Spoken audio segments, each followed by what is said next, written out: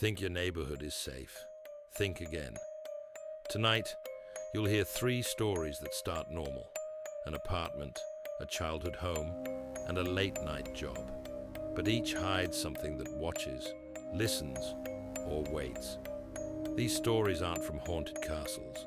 They're from places just like yours. Keep your lights on. You'll need them. When I moved into apartment 3C, I thought the silence was a blessing. After years of noisy roommates, I wanted peace. The building was old, 1920s brick, long hallways that smelled faintly of mold and dust. But it felt safe. Too safe. The landlord, Mr. Halpin, was the kind of man who never blinked. When I signed the lease, he said, "If you hear someone calling your name after midnight, don't answer." The walls remember voices. I laughed, assuming he was joking. He didn't laugh back. The first night was quiet, except for the refrigerator's hum.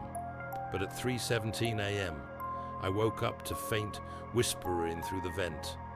Not words, just breathing.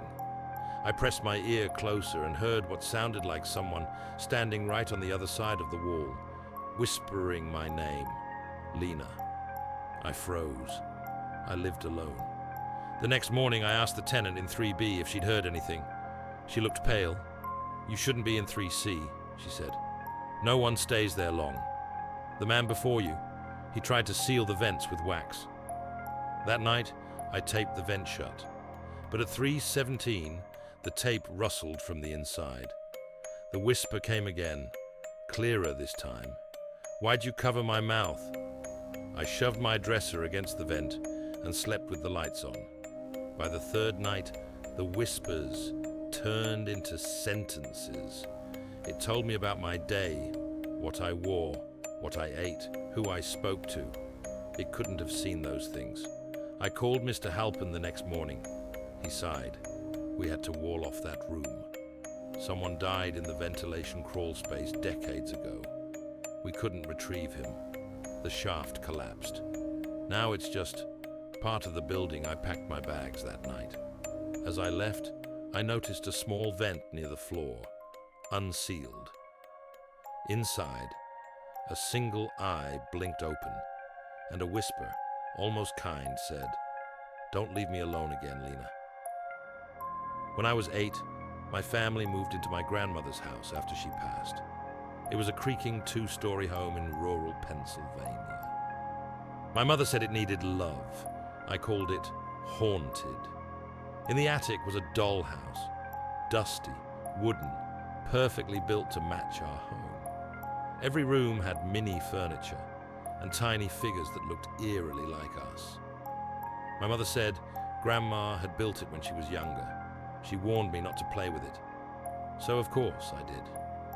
The first night I touched it, I noticed something strange.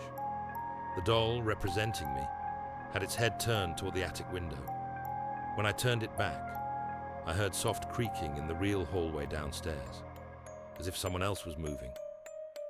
Over the next few days, I realized whatever I did to the dollhouse happened in the real house. If I opened a miniature door, the real one would creak open by itself. If I moved the little version of my father to the living room, I'd hear his chair scrape across the floor downstairs, no matter where he was. It became a game, until one night I found a new doll, a tall figure, carved crudely from dark wood, standing outside the dollhouse front door. I hadn't placed it there. When I looked out the real window, I saw footprints in the snow leading from the tree line toward our porch. My parents thought it was an animal, but every morning the dark figure would move closer, to the dollhouse door first, then to the kitchen, then the stairs. When I tried to remove it, it was warm to the touch, almost pulsing. On the 7th night, I woke to faint scratching above my bed. The attic door creaked open. I climbed up, flashlight trembling, and saw the dollhouse lights glowing from inside, though it had no wiring. All the figures, my family, were lying down, their limbs twisted. Only the tall figure stood upright, now inside the miniature living room. Then I heard footsteps in the real hallway below me, heavy and deliberate. When I looked back at the dollhouse, the tall figure's head had turned upward, facing me. The next morning, the dollhouse was gone. My father said he'd never seen one, but years later, when the house was sold, the real estate listing photos showed it again, sitting in the attic corner, door slightly open. Inside, 4 new dolls were arranged at the dinner table. I used to work nights at a 24-hour gas station off Route 9, the graveyard shift. We called it that as a joke, until the night it stopped being funny. The station was small, surrounded by endless pine forest. Customers came rarely after midnight. The rule was stay inside, keep the doors locked, and never go outside after 2 a.m. My manager said it was for insurance reasons. I didn't question it. One night, around 2:14 a.m., the pumps started running by themselves.